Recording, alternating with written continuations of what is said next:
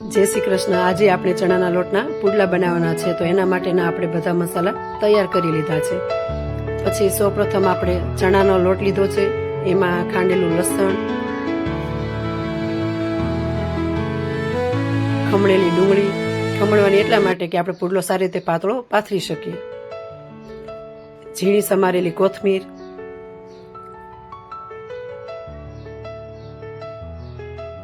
લાલ મરચું, હળદર,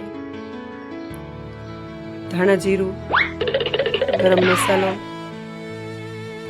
અને સ્વાદ પ્રમાણે મીઠું નાખી અને બધું તૈયાર થઈ જાય પછી પાણી જરૂરિયાત મુજબનું નાખી અને એના માટેનું આપણે ચણા લોટનું બેટર તૈયાર કરવાનું છે પુડલા માટેનું, અને જરૂરિયાત મુજબ પાણી રેડવું, આપણે પુડલો થાય એ રીતના બેટર રાખવું।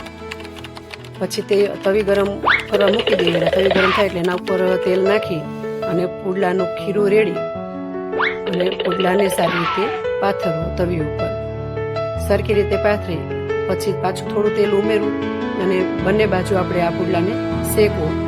અમે આ રીતના બનાવીએ, તો તમે કેમ બનાવો છો? જો અમારો વિડીયો ગમે તો તમે લાઈક કરજો, કોમેન્ટ કરજો અને શેર કરજો।